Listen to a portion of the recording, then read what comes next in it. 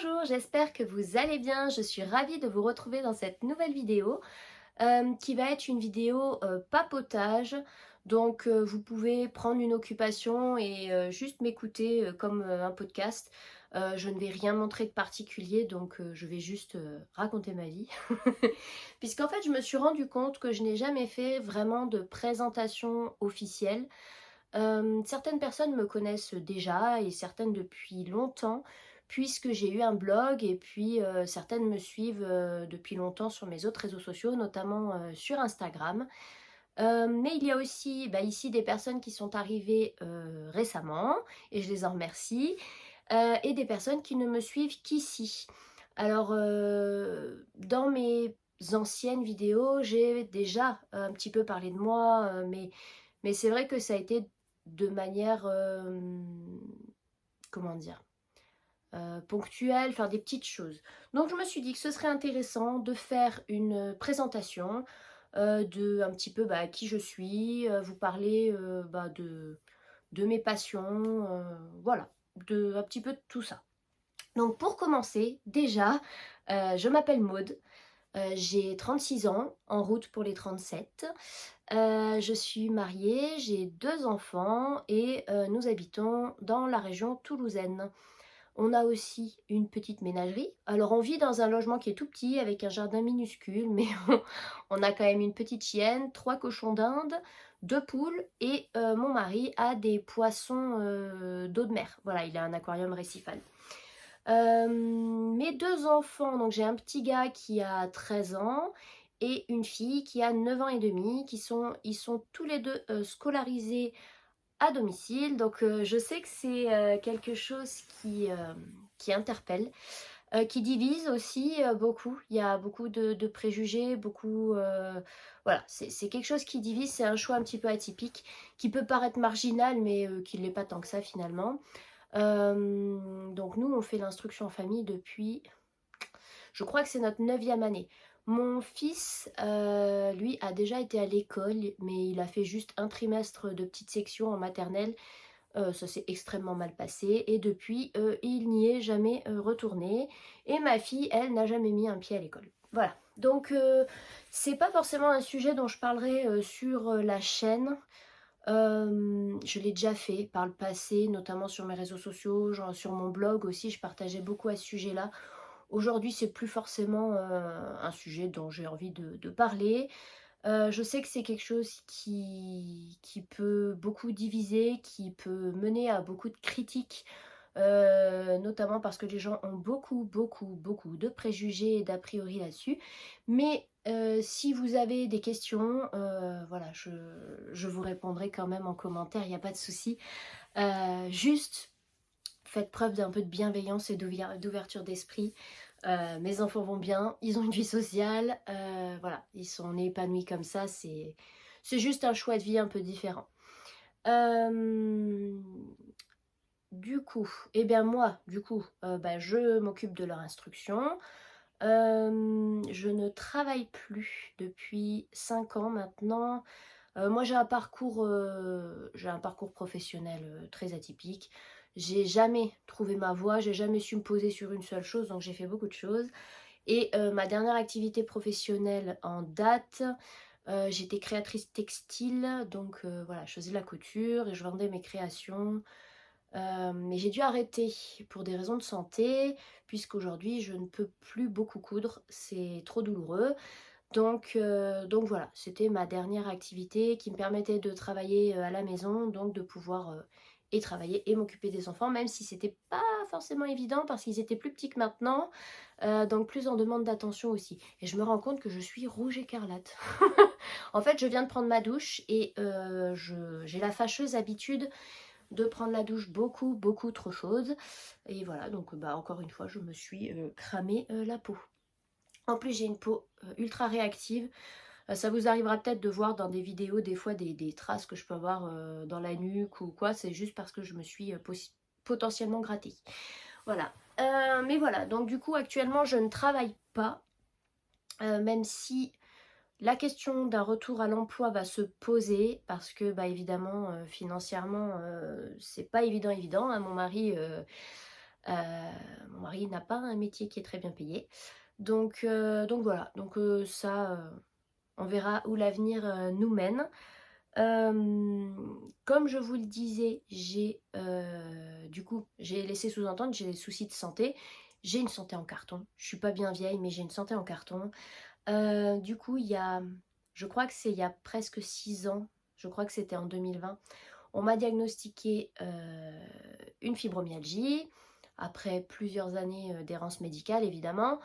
Donc voilà, donc je souffre de fibromyalgie. J'ai fait une vidéo à ce sujet, alors il y a longtemps, mais grosso modo, elle est toujours d'actualité. La chose qui a changé, c'est que l'intensité des douleurs est encore pire. Mais je n'ai toujours pas de traitement puisque je ne réagis pas au traitement, ça me fait strictement rien.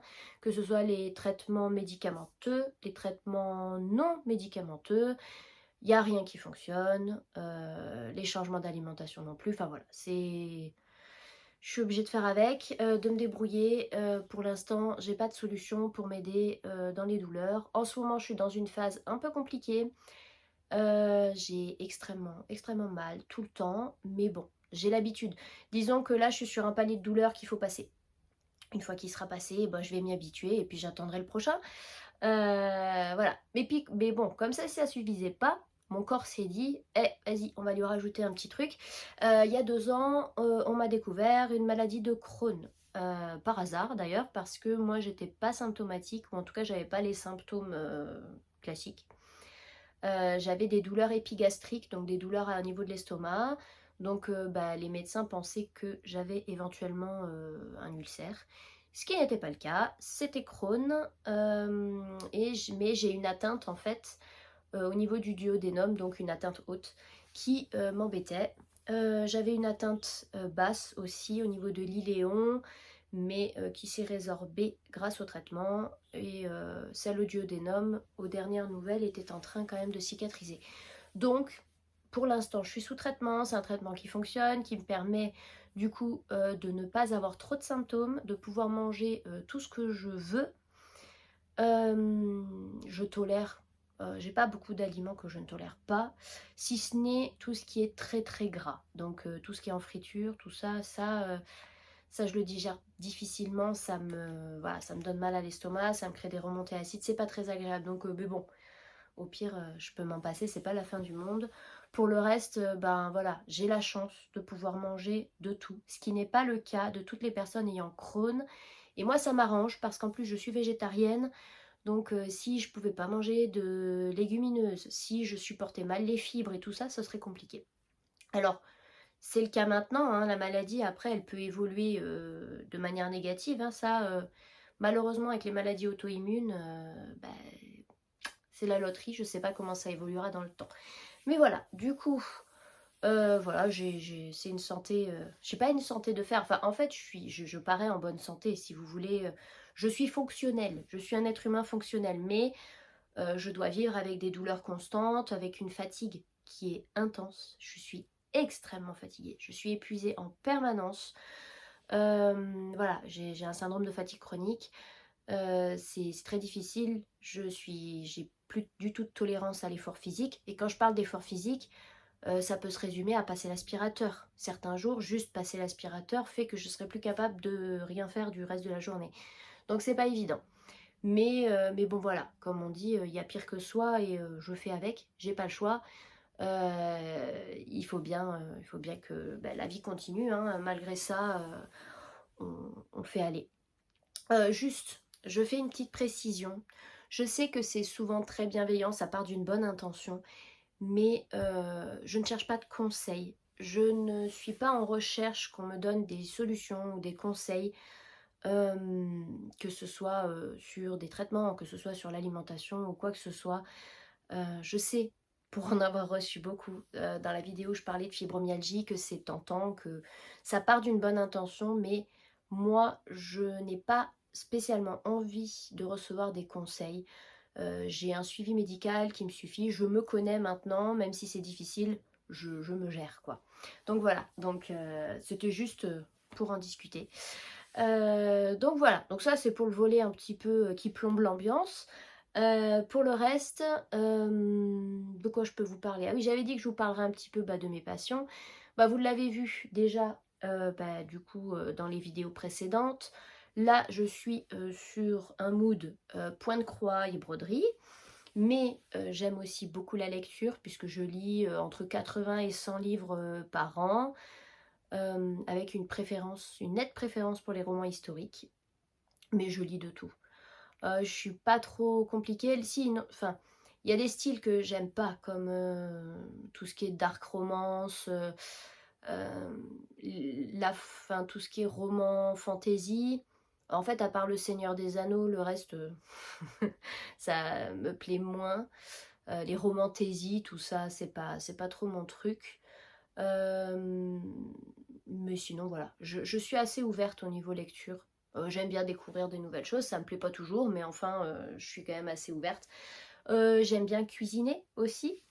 Alors c'est par vague, il y a des moments où j'ai très envie de cuisiner, d'autres un peu moins, mais comme tout le monde, hein. Mais c'est vrai que je cuisine beaucoup, je fais énormément de choses moi-même, que ce soit le pain, le yaourt, les goûters pour mes enfants, c'est 100% fait maison. Voilà, je cuisine énormément, même si ce sont juste des choses simples, hein, mais voilà, je cuisine beaucoup. J'aime bien jardiner aussi. Alors ça, ben, physiquement, ça devient difficile, mais bon, j'aime bien jardiner aussi. J'aime la couture, évidemment, même si je ne peux plus coudre. Enfin, je couds encore un tout petit peu, hein, mais vraiment, je peux coudre par session de quoi 10 minutes, et c'est vite frustrant, parce qu'en 10 minutes, on a le temps de pas faire grand-chose. Donc des fois, ça m'agace de devoir passer 3 jours sur quelque chose. Donc voilà, je couds très peu désormais. Mais voilà, et puis voilà, je suis un peu une multipassionnée. Il y aura sans doute d'autres choses qui se grefferont plus tard aussi. Mais après, c'est des vagues. C'est-à-dire que, puis c'est même des tendances à l'année. L'année dernière, c'était la lecture. J'ai énormément lu, je crois que j'ai lu 130 livres. Alors je sais qu'il y a des lectrices qui en lisent le double, hein, mais bon, déjà pour moi, je trouve que c'est un bon score. Euh, et là, je pense qu'on est sur une année très créative. En tout cas, ça démarre beaucoup comme ça. Vraiment là, le point de croix et la broderie, voilà, c'est ce qui me détend. Et on est au-delà de juste un loisir créatif. Pour moi, c'est indispensable. En fait, j'en ai besoin dans la journée pour me poser. Il faut vraiment, vraiment que j'ai du temps à y consacrer. Mais pas juste 10 minutes. Il faut que je puisse avoir vraiment le temps de m'y poser dessus. C'est vraiment nécessaire à mon équilibre. Donc voilà. Euh, je pense qu'on est nombreux et nombreuses dans ce cas-là. C'est au-delà de l'aspect passe-temps. Des fois, c'est vraiment quelque chose, les activités, que ce soit créatives, sportives, hein, selon chacun, ces intérêts-là qu'on peut avoir, des fois, sont vraiment, vraiment essentiels à notre équilibre. Et moi, je pourrais sacrifier euh, une interaction sociale pour me consacrer à mes loisirs, en fait. De toute façon, voilà, moi je suis assez casanière et les interactions sociales m'épuisent. Donc j'avoue que je préfère faire du point de croix que sortir boire une tisane en café, quoi, sur une terrasse. C'est pas trop mon truc. Donc voilà, je vais pas non plus faire une vidéo qui dure des heures. C'était juste pour que vous ayez ne serait-ce que mon prénom, un petit peu, euh, que vous en sachiez, voilà, que vous ayez quelques informations sur moi. Vous pouvez aussi évidemment me retrouver sur Instagram. Là, j'y partage quand même pas mal de choses, notamment mes lectures, des idées, un petit peu des idées repas, tout ça. Et puis voilà, je pense que je vais pouvoir clôturer cette vidéo qui ne sera pas très longue, mais ça compensera le floss tube de la dernière fois qui était quand même très long. Donc voilà, je vais vous laisser. Si vous avez des questions, n'hésitez surtout pas à me les poser en commentaire, je vous répondrai avec plaisir. Et puis j'ai aussi mis mon adresse mail, je crois qu'on peut me contacter. Enfin, en tout cas, j'ai rentré mon adresse mail sur la configuration de la page. Donc normalement, il doit y avoir un onglet quelque part sur YouTube, sur ma chaîne, pour me contacter si vous avez envie. Et puis je vous dis à très bientôt. Je ne sais pas quelle sera la prochaine vidéo, on verra. Mais voilà, je vous souhaite une bonne fin de journée et puis je vous dis à très bientôt.